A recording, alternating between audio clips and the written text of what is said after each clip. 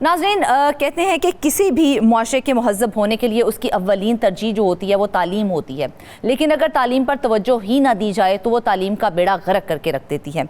और अगर देखा जाए तो बदकिस्मती से हमारे मुल्क में तालीम जो है वो तारीखी बदहाली का शिकार होती दिखाई दे रही है, उस पर किसी भी किस्म की कोई तवज्जो नहीं दी जा रही है।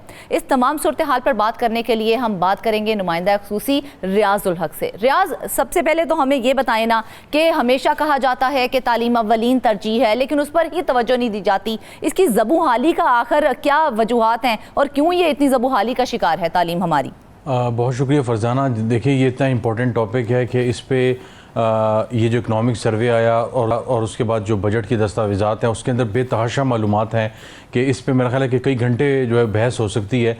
ऐसी जो है वो इंतहाई अहम मालूमात हैं। तो आज इन पिछले तकरीबन 4-5 दिनों में इन तमाम मालूमात को इकट्ठा किया मैंने और कई लोगों से मुलाकातें की और कुछ डॉक्यूमेंट्स हमने हासिल किए जो गवर्नमेंट ही के डॉक्यूमेंट्स हैं, और वो इतने परेशान कुन हैं कि मतलब बहुत सी चीज़ें अगर सामने लाएँ तो शायद लोगों को यकीन नहीं आएगा कि आपने जैसे जिक्र किया कि 15 सालों में 2% का इजाफा हुआ है। यानी इस वक्त जो इकनॉमिक सर्वे ऑफ पाकिस्तान आया, जो साल रवा है, यानी जो इकनॉमिक जो फाइनेंशियल ईयर है जो ख़त्म हो रहा है, इसका जो इकनॉमिक सर्वे आया है और उसमें जो परफॉर्मेंस है वो ये बताएगी कि हमारी जो शरह ख्वानदगी है, जो लिटरेसी रेट है, सबसे पहले मैं उसकी तरफ आऊँगा, उसके बाद फंडिंग और दूसरी चीज़ों की तरफ आएंगे, हायर एजुकेशन की तरफ भी आएंगे।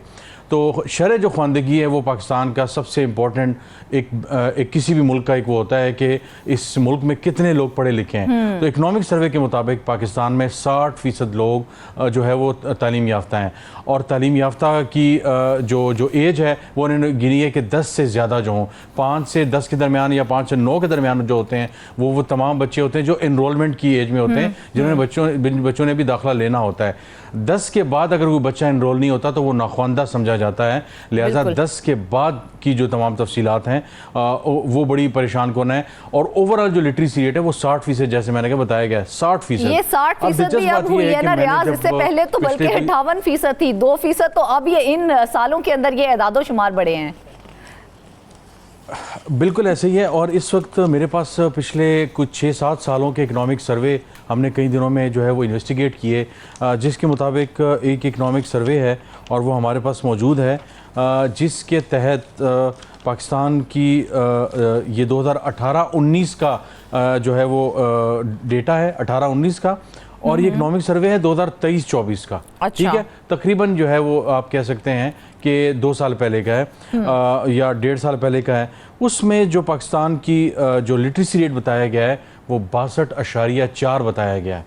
तो इस हिसाब से अगर देखा जाए तो पाकिस्तान का 15 सालों में जो लिटरेसी रेट है, शरह ख्वानदगी है, वो 2% तो शायद 58 से 60 वो कागजात में बता रहे हैं, लेकिन वो ये भूल गए हैं कि हमने इन्हीं कागजात में चंद साल पहले जो रिपोर्ट दी थी उसके मुताबिक 62.4% पाकिस्तान की शरह ख्वानदगी जो है वो बताई गई है।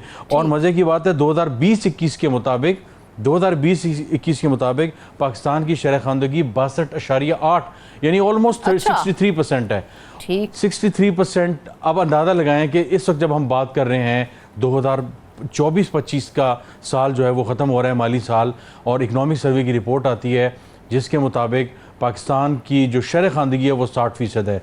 2020-21 के इकनॉमिक सर्वे के मुताबिक 62.8 और अब होगी 60। और अंदाजा लगाएं 3% हमारी जो शरह ख़वानदगी है वो वापस गई है। तो ये हमारी हालत है कि 3 हो चुका था, यानी हाँ, तो तकरीबन 63 को ये टच कर चुका था, और इस वक्त पाकिस्तान की शरह ख़वानदगी ऑफिशियली 60 है। ये भी ऑफिशियल फिगर्स हैं।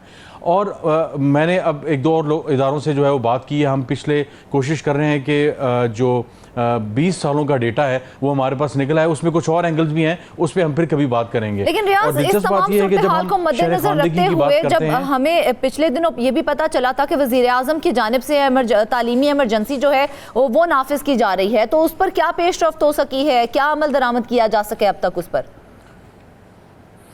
देखें, तकरीबन इस पे शायद हम एक प्रोग्राम पहले भी कर चुके हैं।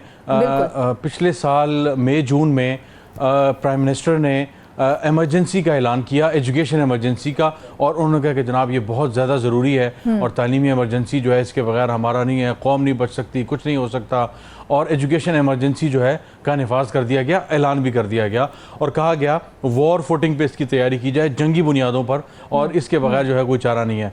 उसको 1 साल 1.5 साल होने को है, और वो जो ऐलान हुआ था उसके बाद जो इमरजेंसी की जो कमेटी बनाई गई थी उसको जो चेयर करना था वो प्राइम मिनिस्टर ने करना था। वो एक मीटिंग हुई, हाँ। उसके बाद से अब तक दोबारा उस इमरजेंसी कमेटी की कोई मीटिंग नहीं हुई, बल्कि कुछ दिनों पहले मुझे पता चला है कि वजारत तालीम ने प्राइम मिनिस्टर को दोबारा ख़त लिखा है और वज़ीर आज़म से अपील की है कि प्राइम मिनिस्टर साहब इमरजेंसी के हवाले से जो हमने ऐलान किया था उसके हवाले से अब तक कोई मीटिंग नहीं हुई, लिहाजा आप जो है वो मीटिंग कन्वीन करें, अपने मसरूफ़ वक्त में से वक्त निकालें ताकि इस इमरजेंसी के मामले पे बातचीत हो सके। जो एजुकेशन इमरजेंसी हमने जो है वो ऐलान कर जो है वो हमने किया है। एक और चीज़ जो परेशान कुन है वो ये है कि पिछले 6 से 7 सालों में हमारा जो एजुकेशन बजट है वो मुसलसल कम होता जा रहा है। 2018-19 में जीडीपी के 2% का हम बजट जो है वो एजुकेशन के लिए दे रहे थे, अब जो घट कर आते आते पहले 1% हुआ, 1.5% हुआ, फिर 1% हुआ, फिर अब इस वक्त ये जो इकोनॉमिक सर्वे है इसमें बताया गया कि 4 सूबों ने और वफाक ने मिलकर तकरीबन 8.8% ऑफ द जीडीपी जो है वो तालीम के लिए खर्च किया है।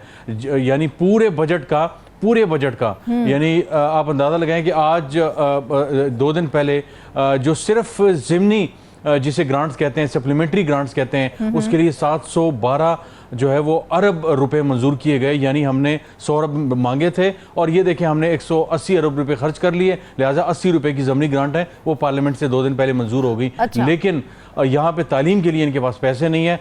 नंबर्स की बात अगर हो ही रही है तो हमें साथ इसके ये भी बता दें कि कितने फीसद इस वक्त बच्चे हैं जो स्कूलों में नहीं जा रहे हैं।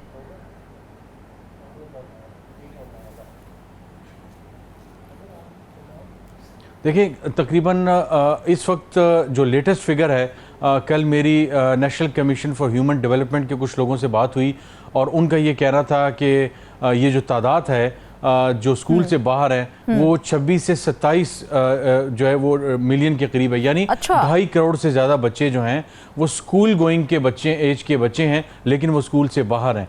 लेकिन इसके साथ साथ जो और एक और परेशान कुन बात है वो ये रही है कि जो ओवरऑल जैसे मैंने बजट की एक तो बात कर दी, लेकिन उससे इम्पोर्टेंट ये है कि इमरजेंसी की हम बात कर रहे थे तो 2011 से लेकर अब तक 2025 तक 3 दफ़ा इमरजेंसी जो है प्राइम मिनिस्टर नाफिज कर चुके हैं, 2011 में, 2015 में और अब पिछले साल 2024 में। तो अब अंदाजा लगाएं 3 मरतबा जो है वो इमरजेंसी नाफिज की जा चुकी है, तालीमी इमरजेंसी नाफिज की जा चुकी है, उस पर कोई अमल दरामद हुआ, कितने % अमल दरामद हुआ और उसके क्या नताइज अब तक सामने आ सके हैं? देखें अमल दरामद क्या होना है यहाँ पे, जैसे मैंने कहा कि मेरी इस हफ्ते इसी स्टोरी के हवाले से बहुत से लोगों से मुलाकात हुई, उनका ये कहना था कि ना सिर्फ एजुकेशन बजट के लिए बल्कि हायर एजुकेशन के बजट के लिए हमने सरतोड़ कोशिश की, लेकिन फिल वक्त हुकूमत जो है वो इस चीज़ में दिलचस्पी ही नहीं रखती कि तालीम वाले मामले को कुछ ज़्यादा तवज्जो दी जाए। हम देख रहे हैं कि जो इस दफ़ा कम्युनिकेशन का बजट, सेनेट का बजट, यानी मवासलात वगैरह की जो वजारत है उसका बजट, सड़कें पुलों का बजट, और इसके अलावा जो सस्टेनेबल डेवलपमेंट गोल्स हैं SDGs जिन्हें कहा जाता है, उसकी मद में जो सियासतदान हैं, जो पार्लियामेंटेरियंस हैं, उनको 70 अरब रुपए जो है वो दिए जाएंगे।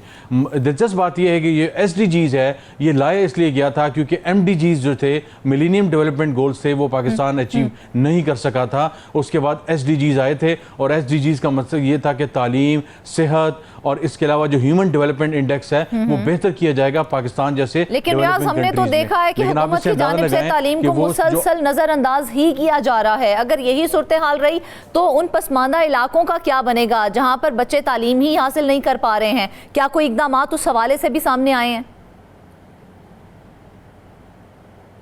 जी बिल्कुल, ये बड़ी परेशान कुन बात है। और इस्लामाबाद में अगर हम बात करें सिर्फ इस्लामाबाद की, यहाँ पे कोई 300 से 600 के दरमियान जो है इनफॉर्मल जो एजुकेशन के इंस्टीट्यूट्स हैं वो एक किस्म के खुले में, और इनफॉर्मल का मतलब ये है कि वो बाकायदा स्कूल नहीं है। कुछ जगहों पे जो है वो एक मेक शिफ्ट अरेंजमेंट की गई है, आर्जी तौर पे अरेंजमेंट की गई है।